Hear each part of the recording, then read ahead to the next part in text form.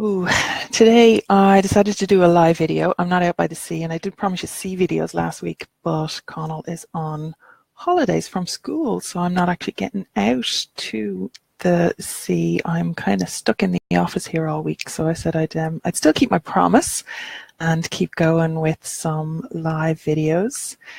And this week I have been working on my website, which is great, my new website. That's at loraobrien.ie if anybody wants to go and check it out. But other than that, I have had my head stuck in Monaghan and MacLear stories. And I was wondering what I could do a Facebook live video on, and I figured I might as well share what I'm working on.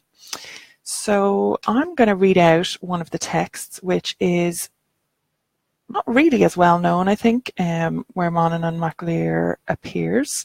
So if anybody's interested in that character, or just in Irish stories generally, you can follow along with that. So today we're looking at the wooing of Luaine and the death of Athirne. And this comes from the Yellow Book of Luaine and the Book of Ballymote. And this particular translation is by Whitley Stokes. So it's an amalgamation of both of those two manuscripts. And you'll see that a lot in the Irish literature and lore source material, that you've got, you have to take kind of a scrap from here and a scrap from there. Well, not me personally, obviously, but the people who are translating it, because you don't really get a full story or a full picture. So you kind of have to look at a couple of the surviving manuscripts to get, to get a fuller picture of the story itself. And that way then, that can be a little bit confusing though for people, because, you're looking for a story. And I know when I started in my inexperienced academia, when I started, I was very confused by whether I should be looking at manuscripts or stories. And my advice is always to stick to the stories, because the manuscripts are very kind of changeable. And like I said, it's a scrap from here and a scrap from there. So it's important to know, the Yellow Book of Luaine and the Book of Ballymote, because you will come across, and various others, you will come across references to them.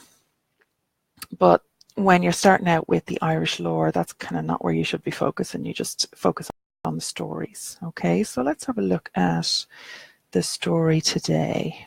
So the wooing of Luaine and the death of Athirne. It says, after Deirdre's death from him, Conor MacNessa was in grief and sorrow and exceeding great dejection, and naught of music or brightness or beauty or delight in the world appeased his spirit. But he was ever and always sad and mournful. I'm really having a lot of sympathy for Conor MacNessa there. But anyway, the magnates of Ulster were telling him to search the province of Erin if perchance he might find therein the daughter of a king or a lord, who would drive away from him his grief for Deirdre. To that he assented. His two messengers were brought to him, namely Lora Cam, daughter of A and Arc, and Lora Cam Rannoch, daughter of Ungamon. Hideous indeed and horrible were the forms of these messengers. Then the two messengers searched Erin, both forts and goodly towns, and in them they found no unmarried woman who could heal Conor's grief. Now Lora Cam, daughter of A and Arc, chanced on the dwelling of Domhnachan, son of Dega, in the province of Ulster itself, and there she beheld a maiden, lovable, curly-headed, pure-coloured, who surpassed the world's women in her time, namely Luaine, daughter of Domhnachan. Lora Cam asked whose daughter she was, the daughter of Domhnachan, son of Dega. They answered. Lora Cam said that it was Conor who had sent her to seek Luaine for him, for she was the one girl in Ireland who had upon her the ways of Deirdre, both in shape and sense and handiness. That is well, says her father, and thus he accepts in consideration of a proper bride price to her. The messenger came to the place where Conor was biding and tells him the tidings of the girl. So then she said, there I beheld a maiden, gentle, beautiful, ripe for marriage, yellow-haired, etc., etc. So love for the girl filled his brain, and he could not bear not to go himself and see her clearly. Now when he beheld the maiden, there was no bone in him the size of an inch that was not filled with long-lasting love for the girl. Now I will leave it to your own goodly senses what bones they may have been referring to in the original text. She was afterwards betrothed to him, and the maiden's bride price was bound upon him, and he turned back to Awan. At that time came Manannán, son of this one's awkward, Athgno, and I'm not quite sure how to pronounce the GNO. That's not available to me in my modern Irish. Athgno, let's call it. King of Man and the Foreigners' Isles, with a vast sea fleet, to raid and ravage Ulster and take vengeance for it for the sons of Uisneach. For this Manannán had been a friend of theirs, and 'tis he that fostered the children of Naoise and Deirdre, to wit, Ger the son, and Ovgrenna the daughter. There were 4 Manannáns, and not the same time were they. Manannán, son of Allot, a splendid wizard of the Tuatha Dé Danann. And in the time of the Tuatha Dé Danann was he. Orbshan now is his proper name. 'Tis that Manannán who dwelt in Athirne, and from him Awan Avloch is called. And 'tis he that was killed in the battle of Quillen by Ilan the Red Eyebrows, son of Caer, son of Nua the Silver Hand, contending for the kingship of Connacht. And when his grave was dug, 'tis there Loch Norbshan broke forth under the earth, so that from him the first Manannán, Loch Norbshan, is named. Manannán, son of Kerp, king of the Isles and Man, he was in the time of Conora, son of Etherscale. And 'tis he that wooed Tua, daughter of Conall Collamar, Conora's foster son, and from her Tuag Inver is named. Manannán, son of the sea, to wit, a famous merchant who traded between Erin and Alba and the Isle of Man. He was also a wizard.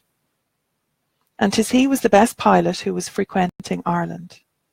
'Tis he too that would find out by heavenly science, i.e. by inspecting the air, the time there would be fair weather or storm. Now there's a lot here that's untranslated that I'm not even going to start to read. I think it's in Latin. So apologies for that, my Latin is not great. Manannán, son of Achno, was the 4th Manannán. 'Tis he that came with the great fleet to avenge the sons of Uisneach, and 'tis he that had supported them in Alba. 16 years were the sons of Uisneach in Alba, and they conquered from Shlamanon to the north of Alba. And 'tis they that expelled the 3 sons of Nahal, son of Mórrígan, namely Eachach, and Triachach, and Mani Roughhand, from that territory, for their father held sway over that land, and it was the sons of Uisneach that killed him.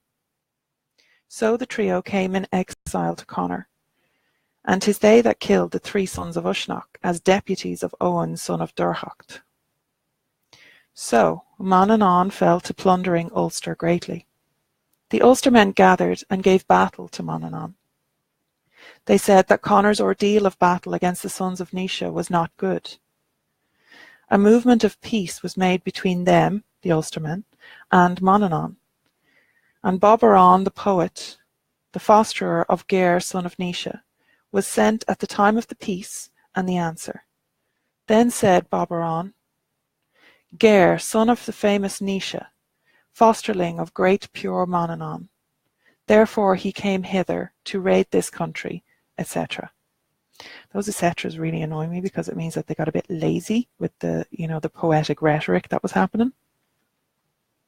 So there's often missing parts when you look back at the original translations. You'll see that there's, or the original text, you'll see that there's missing parts there that they kind of just didn't bother. They do it a lot with poetry where they don't translate the full length of the poetry, which is actually horribly frustrating because the poetry is often the oldest part of the text and the most magical.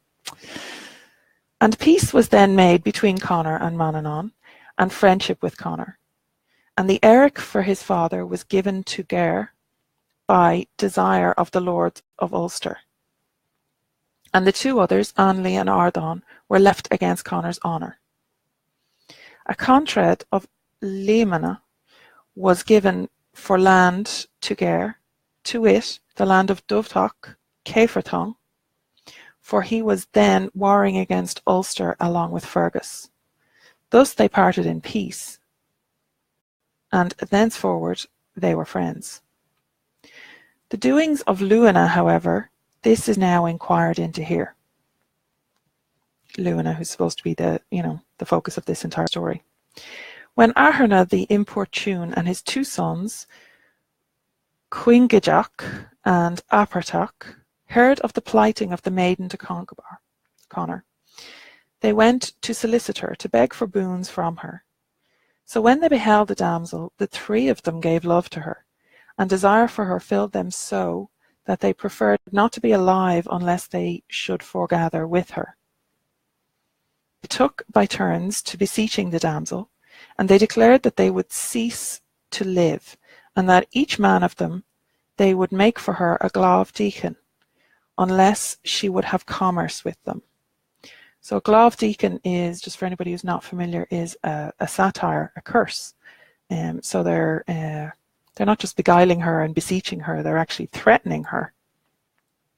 And the result of a glove deacon is that it would blemish the face, which obviously would have been a problem for a young woman back then. Said the damsel, "Unmeet it is for you to say this, and I to be the wife with Conor. We cannot remain alive," say they, "unless we go in unto thee." The damsel refused to lie with them. So then they make 3 satires on her, which left 3 blotches on her cheeks, to wit, shame and blemish and disgrace, black and red and white. Thereafter the damsel died of shame and bashfulness. So then Athirne fled with his sons to Ben Athirne above the Boyne, for he feared that for the deed he had done, vengeance would be inflicted upon him by Conor and the Ulstermen. Now touching Conor. Long it seemed to him to be sleeping without a wife. So he came, and beside him the magnates of Ulster, to wit, Conall Cernach, and Cuchulainn, and Kelker, and Bla Bruj, and Owen son of Durhacht, and Caffa, and Senka, to the fort of Domanken son of Dega. Of the Tuatha was his kin. And there was his land, and so there they found the damsel dead, and the people of the fort bewailing her. Great silence fell upon Conor concerning that matter, and the grief upon him was second only to his grief for Deirdre. Conor was saying, what vengeance would be just therein? The magnates of Ulster answered that this would be fitting punishment for it, to kill Athirne with his sons and his household. And many a time, say they, Ulster has found reproach of battle by means of him. Thereafter came the damsel's mother, even Begua, and was wailing sadly and sorrowfully in the presence of Conor and the magnates of Ulster. "O King," she said, "it is not the death of one person only which will result from yonder deed, for I and father will die of grief for her. That yon death would carry us off, fated and promised according to the wizard's prophecy, when he was saying, women troops grieve at the destruction of men by Athirne's words, etc." Again, cutting off the prophecy. So frustrating. Then said Caffa, "Beasts of prey," quoth he, "will be sent against you by Athirne, namely, satire and disgrace and shame, curse and fire and bitter word. 'Tis he that hath the 6 sons of dishonour, to wit, niggardliness and refusal and denial, hardness and rigour and rapacity. Those will be hurled against you," quoth he, "so that they will be in battles against you." Then too was Domanken egging on and censuring the men of Ulster. "A question," says Conor. "How will ye act, O men of Ulster?" It was Cuchulainn who counselled the destruction of Athirne the Severe. It was Conall the combative, the righteous, who looked on. It was Celtchar the wounding that conspired. It was Monrever the famous that planned. It was Comscra the custodian that decided. It was the heroic, haughty, severe, two-edged youths of Ulster that determined the council to go and destroy the abode of Athirne. Then said Domhnachan to Luaina's mother, "Sad indeed is that, O Begua. Sad is the lot that has slain thee. 'Tis heavy grief one has from it, to see thee over Luaina's grave," etc. A mighty lamentation was then made about the damsel, and her death chant and her funeral game were performed, and her gravestone was planted. Sad and sorrowful indeed were her father and mother, and sad it was to be in the presence of the wail that they were making. Another reference to Keening. Then said Conor, "On the plain is this the grave of Luaine, daughter of Red Domhnachan. Never came to the yellow Banva a woman that was harder to entreat." Celtchar says, "Will you tell us how it is, O champion, O Conor, Luaine and Deirdre of the companies? Whose was the fairer converse?" Conor says, "I will tell thee how it is, O Celtchar, son of Uachchar. Better was Luaine, who never uttered falsehood. There was no rivalry between them. Sad is any prophecy that carries her off, that from it she should go to death, that from it her barrow should be dug, that from it her grave should be conspicuous. Begua and Dega's son, and Luaine, 'tis death that will cut me off. On the same day they went on the journey, so that they have only one grave. Athirne of the 4 children, evil for him the deed he has done. Wives, in Conor was then my damsel, not damsel. After that he took to egging on the Ulster. Then the Ulstermen followed Athirne to Ben Athirne, and walled his sons and all his household, Mór and Miseng, and burnt his fort upon him. The doing of that deed seemed evil to the poets of Ulster.